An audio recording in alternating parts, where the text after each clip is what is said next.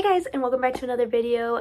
This video, my subscribers actually helped me figure out. So I put a poll, or I posted a poll on my channel, asking for help picking what book series I was going to talk about for a video. And the choices were Percy Jackson Olympians, Harry Potter, or the Caraval trilogy. Harry Potter won by a landslide, so thank you very much for those of you who voted on that. And if you want to be a part of future videos like this, please subscribe, because then you will be let known those things. So I was thinking about this as I was somewhat prepping for this video, is that I'm going to put this, it's going to be a two-part video. So in this video, I will be talking about the first 3 books in the Harry Potter series, and then in the next video, I'll talk about the latter 4, because those ones kind of are more intricate to each other than these 3 are. These 3 kind of set up the story, than the latter 4, like, the actual, like, action and plot in my mind, in my opinion. So yeah, I'll be talking about these 3 books in this video. Also, spoiler warning, I'm not holding anything back. I'll be talking about the books, the movies, my own thoughts and opinions on it, my reviews of each of these. And we're kind of like almost like ranking the books as well, like where they fall kind of on my ranking of the 7 books. So if you have never read Harry Potter or watched the movies either, I recommend going either watching or reading them before you watch this video, just because I'm not holding anything back. And if you don't like spoilers, like I don't like spoilers, I wouldn't watch it. Wouldn't watch this. So yeah, let's just dive right in with Harry Potter and the Sorcerer / Philosopher's Stone, depending on where you're from. They had, in America, it's the Sorcerer's Stone, in England, it's the Philosopher's Stone. Not super particular. I was debating as I was planning for this video, actually, if I was going to talk about the entire plot, which I will, but since I haven't read this book in like 2 months, I read this book like 2 months ago, I think. Did I? I read it, yeah, I think it was 2 months ago, actually. Or 3 months ago. Now I can't remember. It's been a minute. And I obviously remember the gist of it, because I did grow up loving the series. I've read the whole 7-book series at least 5 times. But I pulled up the Wikipedia for it just because I was like, I don't remember every single detail, and I know that I would probably gloss over something that I want to talk about if I forget. So I'll be reading that off and going by like paragraph by paragraph, I guess, and talking about some of my thoughts and opinions through each paragraph. Now, obviously, I also remember scenes and stuff from the book and from the movie. So yeah, let's dive right into this. So Harry Potter, our main protagonist of this book, lives with his abusive aunt and uncle, Vernon and Petunia Dursley. So, and their bullying spoiled son, Dudley. So basically, how Harry's related to the Dursleys is his Aunt Petunia was his mother's sister. That I don't feel like is ever really, I mean, it is explained, like, right off the bat. But in this, it's not explained, so I'll explain that. And Dudley has been spoiled, and he bullies Harry. I feel like that's pretty self-explanatory, because I just read it. And on Harry's 11th birthday, he learned that he is a wizard. So basically, his entire life, he has believed that he's a muggle. So a muggle is a non-magical person. That is the term that is used throughout these books to describe people who do not have magical capabilities. And Vernon and Petunia and Dudley are all muggles. A man named Rubeus Hagrid tells him that he can attend Hogwarts, a school of magic.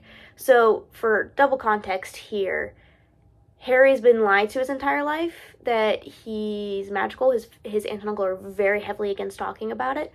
So basically what they do is they just don't talk about it. They lied to him and told that his parents were killed in a car crash.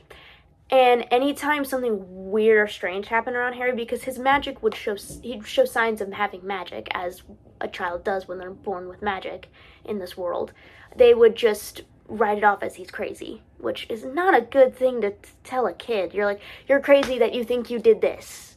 That doesn't work. I'm sorry, that's so wrong. And then Hogwarts, we'll get into more of Hogwarts, I'm sure, later on, but if it doesn't, I'll go on a whole Hogwarts rant for you. Hagrid explains that when Harry was an infant, a dark wizard named Voldemort murdered his parents and tried to kill him as well. However, Voldemort's killing curse, aka Avada Kedavra, rebounded and seemingly destroyed him being Voldemort, leaving a lightning bolt-shaped scar on Harry's forehead, unbeknownst to Harry, this event made him famous among wizards. So basically, Harry grew up his entire life not knowing who he was and what he was to the wizarding world, while the wizarding world knew exactly who Harry Potter was. Kids grew up hearing stories about him like he was this giant celebrity. And I think so that's the end of that paragraph. Something that I love about Harry growing up having no idea about it, it means he doesn't have an ego. That's something that I really loved, is like he didn't grow up like knowing like, hey, the whole world idolizes me because I killed this dark wizard. No, he grew up thinking because he was told this by his aunt and uncle and cousin, that he was a pathetic, rotten orphan that they didn't want and was a waste of space. So the fact that he's very humble in that fact, which I do feel as if sometimes in the movies, especially in the later on movies as Harry gets older, he kind of gets a little bit of an ego. Just a little bit, not a huge one, but just a little bit, where I feel like in the books, he stays pretty, like, what's the word I'm looking for? I don't know, like pretty humble. That's the word I'm looking for. He seems to stay pretty humble. And I don't think it's gonna explain Hogwarts very specifically, so I'll go into that a little bit. So Hogwarts School of Witchcraft and Wizardry is basically one of the many wizarding schools that are across the world. There's also Durmstrang, the Beauxbaton. It's French, so I don't know if I'm pronouncing that correctly. And then there's also the American one that you find out about Fantastic Beasts, which I cannot remember the name of right now. And I'm sure there are plenty of other schools. Those are just the three that, plus Hogwarts. Those 4 schools are the ones that we actually know the names of. And basically Hogwarts is kind of called like the best wizarding school. It's the best one in Europe, because obviously the people in America think their school's the best, which I can't remember the name of that for some reason. It's not clicking in my brain. And basically it's a school for kids to learn how to be wizards from first years all the way to 7th years. And Harry never actually gets that far. That's something that I find is absolutely hilarious. So yeah, we're going to move on to the next paragraph here. I feel like there's not really much else. Oh, actually, Hagrid. I'll explain who Hagrid is. So Hagrid is the keeper of keys and the groundsman at Hogwarts.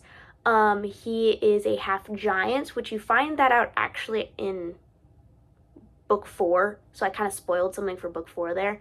But I just feel like you kind of assume that. But anyways, so Hagrid is very loyal to Dumbledore, which you find right off the bat when you meet him in chapter 4 of this book, which is called The Keeper of Keys, I'm pretty sure. I'm going to go to the table of contents here. I forgot if there is a table, yes. Chapter 4, The Keeper of Keys. He's very loyal to Dumbledore, and he also he's not allowed or permitted to use magic. So, there we go. Alright, ooh, this is gonna be fun. Hagrid takes Harry to Diagon Alley, where he buys a wand and other school supplies. A month later, Harry takes the Hogwarts Express to Hogwarts. Yeah.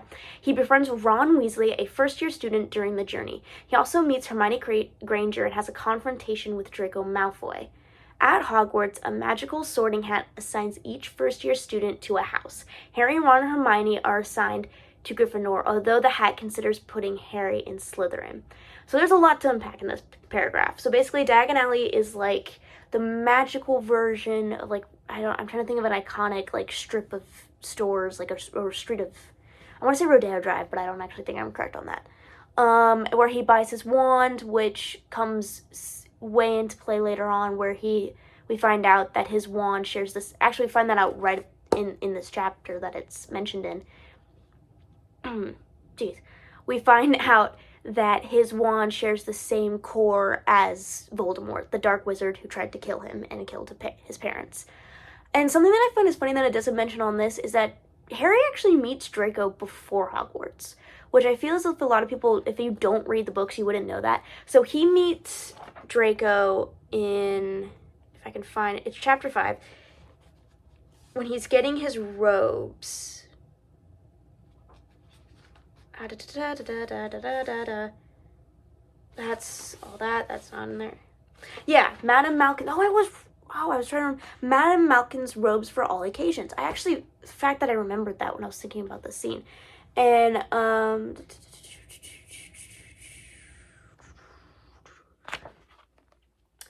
Yeah, in the back of the shop, a boy with a pale, pointed face was standing on a footstool with the second witch pinning up his long black robes. And, yes, my father next door buying my books and mother's. Yes, this is Draco. You find out, like, he wants to be. Yeah, here we go. So this is where I think it emphasizes why Harry doesn't want to be Draco's friend back at Hogwarts when they meet officially. It's like, I say, look at that man, the boy said suddenly, nodding toward the front window. Hagrid was standing there grinning at Harry and pointing at 2 large ice cream cones to show him he couldn't come in. That's Hagrid, said Harry, pleased to know something the boy didn't. He works at Hogwarts. Oh, said the boy, I've heard of him. He's sort of a servant, isn't he? He's the gamekeeper, said Harry. He was liking the boy less and less every second. Yes, exactly. I heard he's sort of a savage. Lives in a hut on the school grounds, and every now and then he gets drunk, tries to do magic, and ends up setting fire to his bed. Yeah. So, basically, he meets Draco in that interaction and already notices that he's kind of a jerk. And then when they meet again on the stairs leading into the Great Hall, and he sees how he's a jerk to Ron, Harry's new friend who he befriends on the train, he's like, nah, dude, you were already disrespectful to 2 people I actually like. Nah, we're not being friends. And Ron Weasley and Hermione Granger, we meet the 2 other iconic people in our trio of friendship, in our golden trio, as they are called in the fandom. And Ron Weasley is a pureblood wizard. He has a huge family. His mom, Molly Weasley, his dad, why do I want to say Fred? This is not his dad's name. Arthur, there it is. Arthur and Molly Weasley are his parents. Then he has Charlie as an older brother, then Bill, then Percy, then Fred and George, then him, then Ginny. So there's 7 kids. And he has a younger sister named Ginny. She's not at Hogwarts yet. Bill and Charlie have already graduated Hogwarts, and Percy is in, like, his last few years, I think. I think he's in his last couple years. And then Fred and George are a year older than Ron, Hermione. No, are they a year older? I think they're like a year or 2 older than Harry, Ron, and Hermione. So he's a pureblood wizard, but his family are poor. They're not extremely rich, which comes back to play with the whole Draco Malfoy thing. And then we meet Hermione Granger, who's one of my I love Hermione so much. She's awesome. And she is actually Muggle-born, but she was born with magic, so either somewhere down her line she had a magical relative, but both of her parents are Muggles. And she's crazy smart. I honestly believe that she should have been put in Ravenclaw, but you know what? I digress. I don't know if that's a hot take, though. She's just crazy smart, and I really love her character. But she's also incredibly brave, so I understand why she was put in Gryffindor. Yeah. So, I feel like that's kind of... Oh, well, I guess I should talk about... Do I need to talk about the Sorting Hat? Well, actually, they don't talk about this, and it's not in the movies, and it kind of bothers me. So when the Sorting Hat is brought out to assign each first year to their houses, there are 4 houses. There's Gryffindor, Ravenclaw, Hufflepuff, and Slytherin. Gryffindor are for, like, the brave, courageous kids. Ravenclaw are for the smart and wise. Hufflepuff are for the kind and loyal. And Slytherin are for the conniving, almost. Like snakes. Like, they're kind of, they slither in and out. They're not... Slytherin's basically the house where, like, if you get put in there, you're most likely going to be a dark wizard, similar to Voldemort. And basically the Sorting Hat, before it actually gets put on any student's head, it sings a song, talking about the year ahead and whatever's going to, not exactly what's going to happen in the year ahead, but, like, the first year, I think it was just talking about all the different houses. But as, like, I don't think it sings in every single book, but it sings in a handful of them, and there are certain ones where you're like, it's telling us something. It's warning us against something, which that comes into play in these later on ones. So, yeah, we're going to scroll down to the next paragraph. This is jumping. Okay, wow. Harry's broomstick flying ability earns him a place on the Gryffindor Quidditch team as a seeker. He develops a dislike for the potion master Severus Snape, who seems to hate Harry. Harry and Ron discover a gigantic 3-headed dog guarding a trapdoor one night. The 2 boys later save Hermione from a troll and begin a friendship with her. During Harry's first Quidditch match, his broomstick attempts to throw him off. Snape's strange behavior during the match convinces Hermione that he jinxed Harry's broom. On Christmas, Harry receives an anonymous gift, his father's invisibility cloak. While using the cloak to explore the city undisturbed, he discovers the Mirror of Erased, I don't know if I'm pronouncing that correctly, which shows the viewer what they most desire. Harry sees his family in the mirror. So this is kind of before, like, this section, and it's kind of that time period. This happens in every single Harry Potter book, except for, I feel like, the 7th one. Oh, no, actually, kind of. There's, like, a period of time where they're just at school and nothing's really happening. It's just they're going through their everyday lives of school. Now, obviously, in this book, Harry feels the need to, J.K. Rowling, the author, felt the need to kind of like establish some more magical elements, obviously. So Harry's a great flyer on a broomstick, and he gets put as seeker on the Gryffindor Quidditch team. Quidditch is basically like the soccer of the Wizarding World. They're obsessed with it, where you fly around on brooms and you have to throw a quaffle, which is probably about a soccer-sized ball, into the other hoops on the other side of the field. And then there's bludgers, which try and like attack the players. They're really hard-hitting balls. And then so you have beaters to try and take those away. And then you have the Seeker, which is what Harry's role is, where it basically has to try and find the golden snitch, which is worth, I think, like 10,000 points or something like that, or 100,000. It's worth a lot of points. That's a very brief overview of Quidditch. I do not know a whole lot about that. And then you find out that, he hates Severus Snape, Professor Snape, who's the potions professor. And he hates Harry because back when Snape was a student, Harry's dad used to bully him. So he's kind of putting that hatred onto Harry. Harry and Ron discover a gigantic 3-headed dog, which that comes to play later on in the story. Comes back later on in the story. And then the boys on Halloween night save Hermione from a troll in the bathroom. She was being attacked. She was in the bathroom because Ron had said something mean to her, so she was crying in the bathroom. And then a troll was let loose by someone, which we'll find out later. I love that twist. That was so great. And then, long story short, basically they save her from a troll. And during Harry's first Quidditch match, he believes his broomstick was jinxed, or Hermione believes his broomstick was jinxed by Snape, which actually wasn't true. It was someone else who was jinxing his broomstick, and Snape was trying to save him. And then on Christmas, we're kind of jumping through the holidays here. Harry received a gift from Dumbledore, which we don't know that at this point. You find that out later, but I just wanted to shoo away with the anonymous part. It was from Dumbledore, and it was Father's invisibility cloak, which actually ends up becoming in the future you find out that it's part of the Deathly Hallows.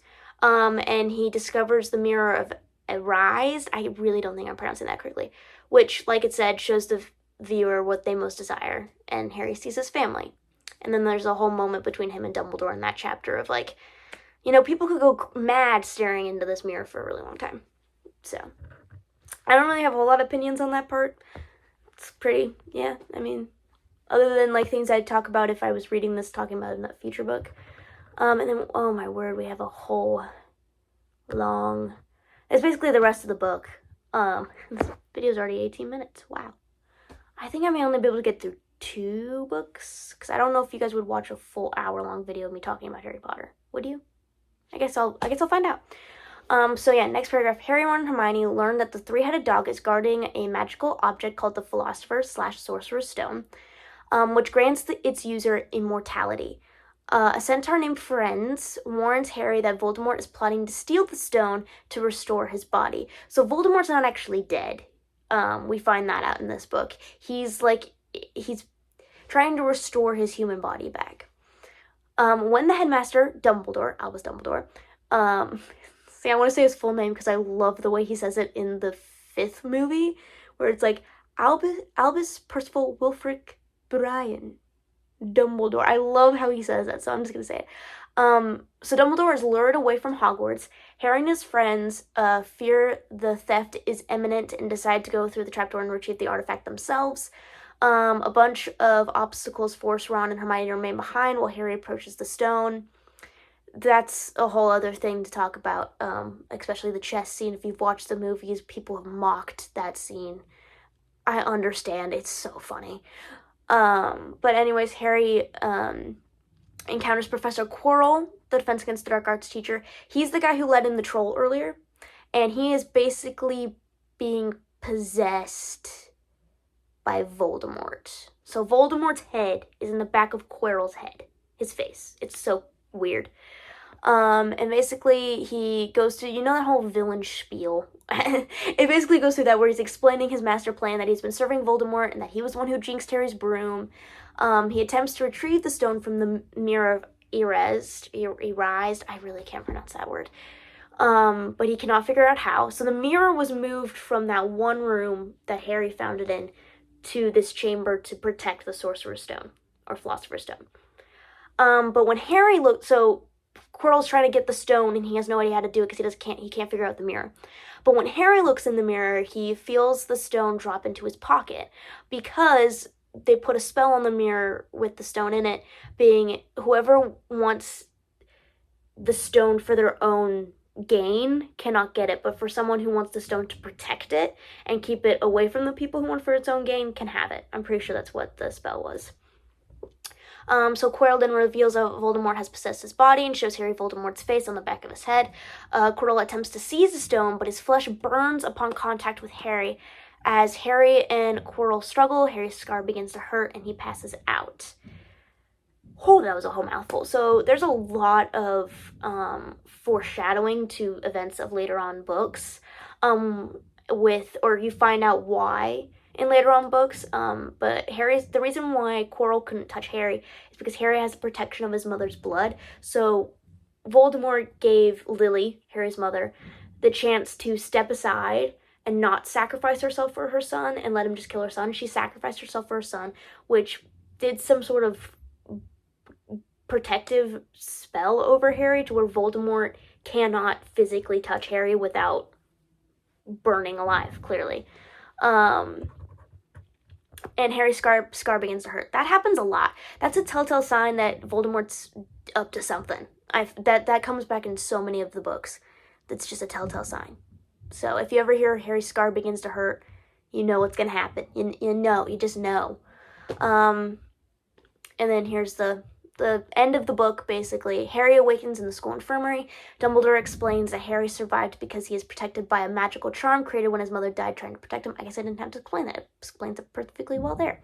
Quirrell's hatred and greed caused him to burn upon contact with Harry, and Voldemort abandoned him to die. So Voldemort's not dead because Quirrell's dead. Voldemort's not dead because Quirrell's dead.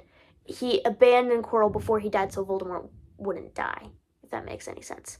Dumbledore also reveals that the stone has been destroyed. During the school's year-end feast, Gryffindor is awarded the House Cup because Dumbledore is biased. That I need to talk about. I need to talk about characters from this. Harry then returns to the home of the Dursleys for the summer. Whew, okay. I just ranted about, or just read the summary of Harry Potter and the Sorcerer's Stone for like 23 minutes.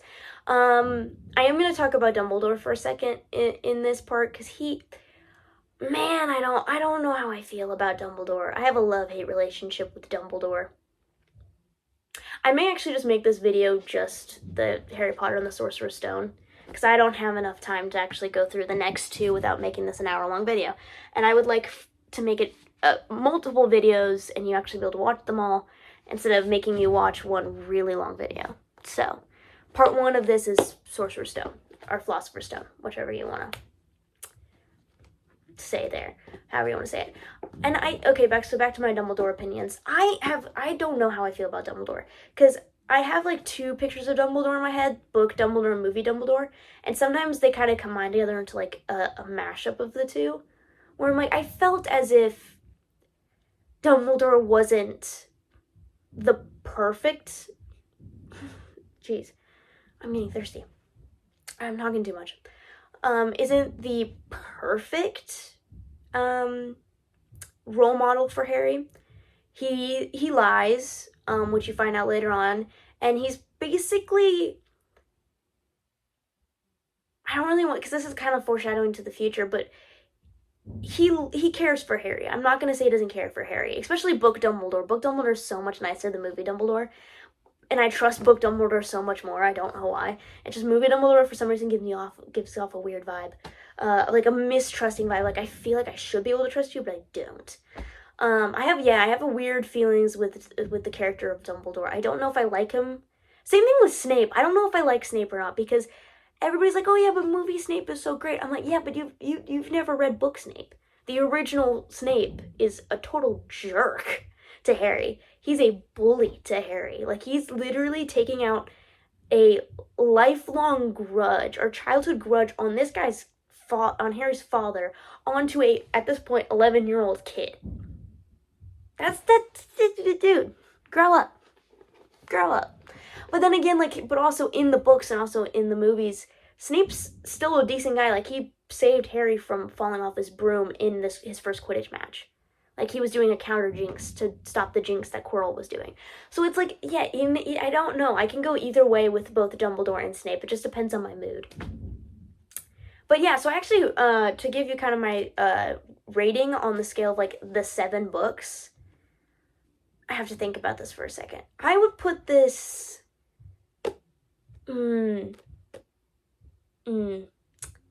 It's not my least favorite. My least favorite, you'll find out in a minute. Not in a minute. In the next couple videos, you'll find out what my least favorite of these is. I would say it's probably either. I'm now looking at my other books to remember where I would rate these. Because this book, in my opinion, is a 3-star book. It's a good start and beginning to a series. And it's a good opening to, like, this world. It's not my favorite. I definitely love the latter books, like 4 and on, or like late 5 and on, way more. So I would say this is probably either 5 or 6 on the scale of, like, 7 being my least favorite, 1 being my favorite. Like, on that, like, if I was to do... I may just do that. There may be just a list here. I would put this either 5 or 6. I think I'm gonna say 6 because there is some books that I just like more than this one. I'll say 6. I don't like it. It's not my least favorite. I have a least favorite. I'd say this one's 6. So it's a 3-star rating and 6 on my rating scale of the whole series.